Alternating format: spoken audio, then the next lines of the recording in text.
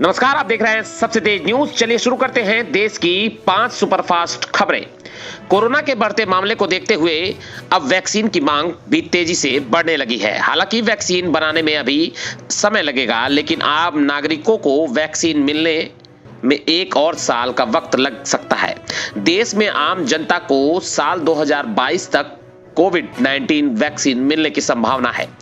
अखिल भारतीय आयुर्विज्ञान संस्थान एम्स दिल्ली के निदेशक और देश के कोविड-19 प्रबंधन के लिए गठित नेशनल टास्क फोर्स के सदस्य डॉक्टर रणदीप गुलेरिया ने इस बात की जानकारी दी है। डॉक्टर गुलेरिया का कहना है कि भारतीय बाजार में कोविड-19 के लिए कारगर वैक्सीन उपलब्ध होने में 1 साल से ज्यादा समय लग सकता है। डॉक्टर ने बताया कि भारत की आबादी बहुत ज्यादा है और बाजार में वैक्सीन कैसे एक फ्लू वैक्सीन की तरह खरीदी जा सके, यह जानने में वक्त लगेगा। ऐसा होने पर ही यह आदर्श स्थिति होगी। ऐसा या तो साल 2021 के अंत तक या साल 2022 की शुरुआत में हो सकता है। डॉक्टर गुलेरिया का कहना है कि सबसे ज्यादा ध्यान देने वाली बात वैक्सीन वितरण है। वैक्सीन वितरण ऐसा हो कि देश के कोने कोने तक यह पहुंच सके। डॉक्टर गुलेरिया का कहना है कि पर्याप्त सिरिंज, पर्याप्त सुइयां, सुदूर हिस्से तक इसकी पहुंच को आसान बनाना सबसे बड़ी चुनौती होगी। अगली खबर बिहार से है। बिहार चुनाव खत्म होते ही एग्जिट पोल की तस्वीरें साफ हो गई हैं, लेकिन एग्जिट पोल पर असमंजस बरकरार है। यही कारण है कि महागठबंधन संग राजग के अपने अपने दावे हैं। 2015 के बाद अधिकांश एग्जिट पोल ने राजग की सरकार बनाने का दावा किया था। भाजपा दफ्तर में तो खुशी में पटाखे फोड़े गए, मिठाइयां बांट दी गईं। जब नतीजे आए तो एग्जिट पोल सिरे से खारिज हो गया। महागठबंधन ने जीत दर्ज की थी। 2015 में बिहार और तमिलनाडु में एक साथ चुनाव हुए थे।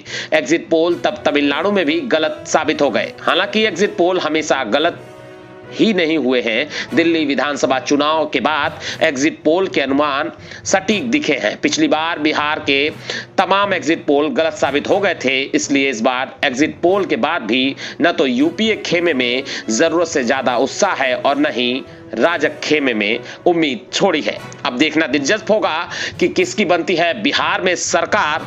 अगली खबर का रुख करते हैं। अगली खबर दिल्ली से है। सर्दियों के मौसम की शुरुआत के साथ ही दिल्ली एनसीआर में वायु प्रदूषण का स्तर बढ़ गया है।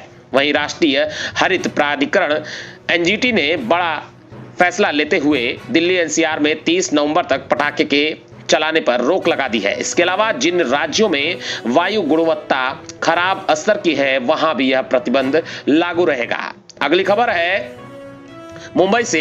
नारकोटिक्स कंट्रोल ब्यूरो एनसीबी अभिनेता सुशांत सिंह राजपूत आत्महत्या मामले में ड्रग्स एंगल सामने आने के बाद ही से एक्शन में है। एजेंसी लगातार सिनेमा जगत से जुड़ी हस्तियों के यहाँ छापेमारी कर रही है। ड्रग्स पैडलर्स पर शिकंजा कस रही है। इसी कड़ी में सोमवार को एनसीबी ने बॉलीवुड अभिनेता अर्जुन रामपाल के घर छापेमारी की। अब एनसीबी के अधिकारी अभिनेता के घर से चले गए हैं। इससे पहले केंद्रीय जांच एजेंसी बॉलीवुड की कई नामी हस्तियों के घर छापा मार चुकी है। अगली खबर आईपीएल से है। रोमांच से भरपूर मुकाबले के 52 दिन पूरे होने के बाद अब इस खास आईपीएल का एक आखिरी मुकाबला शेष है। खास इसलिए कि तमाम चुनौतियों और बाधाओं के बावजूद इसके सफल आयोजन ने दर्शकों को कोरोना वायरस महामारी से पैदा हुई नकारात्मक से निजात दिलाने में हर संभव मदद की है। 10 नवंबर यानी बुधवार को दुबई के अंतर्राष्ट्रीय स्टेडियम में मुंबई इंडियंस अपना 5वां खिताब जीतने उतरेगी, तो उसके सामने पहली बार फाइनल में पहुंचने वाली आत्मविश्वास से ओत-प्रोत दिल्ली कैपिटल्स की टीम होगी। देखना दिलचस्प होगा कि ये आईपीएल मुकाबला कौन जीतता है।